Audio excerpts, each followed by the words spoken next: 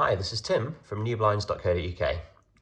Today I'm going to talk you through how to identify if a blind with a Somfy RTS motor with an integrated battery, such as the RU28 Li-ion or the Sonesse 30 RTS Li-ion, already has its limit set.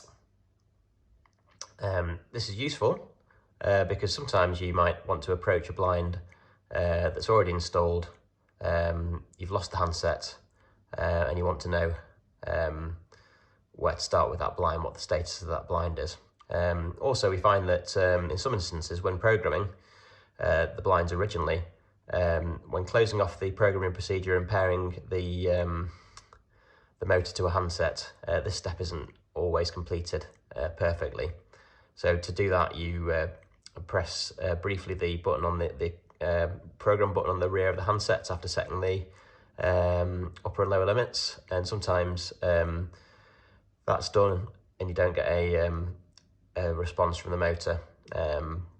For a period of time after that, the motor is still controllable via the handset, but after a period of inactivity, the motor forgets the handset. But in most cases, it actually retains the upper and lower limits within the memory of the motor.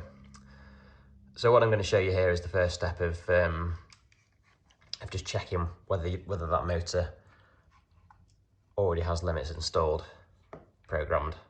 So you'll see here I'm looking at a vision blind, and this is equipped with a RU28 RTS Li-ion motor, and on the underside of the motor head here, you'll see there's a little button, and that doubles as an LED light. Okay, so what I'm going to do here is just give this a 1 second tap. Okay, so you'll see that after a brief press of that button, the blind starts to move to its next limit, which in this case is the bottom limit. And if that's left to continue, that just carries on all the way as it has done here. Okay, and then if you just give it another little press of about a second, the blind will then go all the way up to the top limit.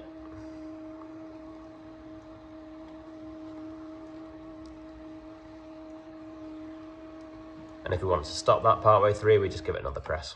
Okay, so basically we've just proven that the motor already has limits set,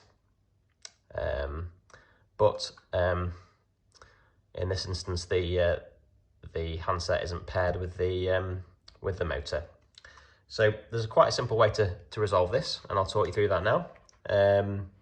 So what we do in this instance again is you find that little button there on the motor head, and you press and hold that button until the motor jogs like that. And if you zoom in here, you'll see now the LED light on the motor is flashing, and that's telling us that the motor's in program mode. Now, what I'm going to do now is show you the handset. On the back of the handset, you'll see that there's a little program button. If you use your pen to press that button briefly, you might just hear in the background that the blind is shunted again.